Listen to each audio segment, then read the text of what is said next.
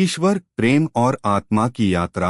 रामकृष्ण परमहंस के दृष्टिकोण से आप अपने आप में विशेष हैं, इसलिए अपने सत्य स्वरूप का आनंद लें। जब आप स्वयं से प्रेम करना सीख लेंगे तो दूसरे आपसे नफरत करना छोड़ देंगे। परमात्मा से प्रेम करना समस्त मानव जाति से करना है। हम जिससे प्रेम करते हैं, हमारा स्वरूप व्यापित्व वैसा ही बन जाता है। दो व्यक्तियों में से अगर एक झगड़ा न करे तो झगड़ा हो ही नहीं सकता। जो प्रेम किसी को क्षति पहुंचाए वह प्रेम है ही नहीं। जब आप किसी से प्रेम करते हैं तो उस जैसा बनने का प्रयत्न करते हैं। यदि हम ईश्वर से प्रेम करते हैं तो क्या हमें उन जैसा बनने का प्रयास नहीं करना चाहिए? यदि मैं किसी व्यक्ति से उसकी चमड़ी के रंग के कारण दूर रहता हूँ तो यह किसी से उसके वस्त्रों के आधार पर घृणा करने जैसा ही है। आप जितना प्रेम देंगे उतना प्रेम पाएंगे। आपके पास प्रेम जितना अधिक होगा, इसे दान करना उतना ही सहज हो जाएगा।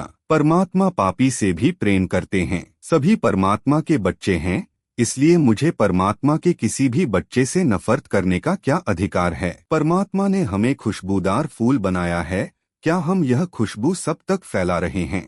यदि मैं यह समझ लूं कि मेरा असली गुण प्रेम करना है तो मन में द्वेष आ ही नहीं सकता। प्रेम से बोला गया एक शब्द भी अनेक दुखी आत्माओं को शांति प्रदान कर सकता है। मीठा बोलने में एक कौड़ी भी खर्च नहीं होता, इसलिए सदा प्रमयुक्त, मधुर व सत्य वचन बोले। आपके अपने स्वभाव के सिवाय कोई आपको दुख नहीं देता। अपना स्वभाव मधुर व प्रमयुक्त बनाए तथा सबका दिल जीतें। ईर्ष्या या घृणा के विचारण मन में प्रवेश होते ही खुशी गायब हो जाती है। प्रेम व शुभ भावना युक्त विचारों से उदासी दूर हो जाती है। यदि आप हर कार्य पूरी लगन से करते हैं तो आपको कभी पछताना नहीं पड़ेगा। आप जितना कम बोलोगे, दूसरे व्यक्ति उतना ही अधिक ध्यान से सुनेंगे। क्रोधी व्यक्ति वास्तव में स्वयं के साथ भी क्रोधित रहता है। क्रोध मनुष्य को पागल बना देता है, तो क्यों न हम विवेक से काम ले। शांत स्वभाव वाले व्यक्ति को मूर्ख बनाना असंभव है। शांति को बाहर खोजना व्यर्थ है, क्योंकि वह तो आपके गले में पहना हुआ हार है। परमात्मा में असीम शक्ति है।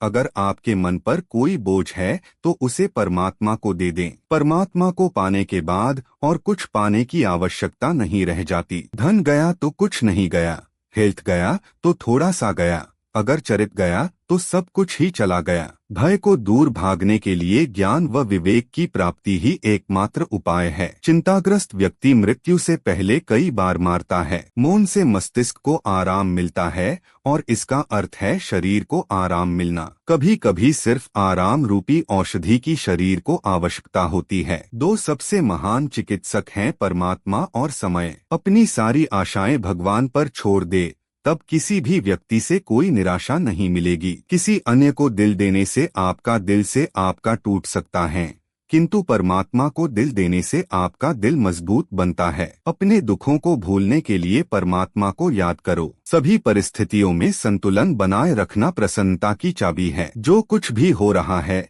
ईश्वर की इच्छा से हो रहा है, उसे स्वीकारना ही सच्चा भक्ति है। मनुष्य का धर्म है ईश्वर की खोज करना, भोग नहीं, मोक्ष पाना, बंधन नहीं। असली भक्त वह है जो सुख दुख में एक समान रहे और कहे जो तू चाहे वही सही। ध्यान, भक्ति और आत्मचिंतन यही आत्मा के भोजन हैं।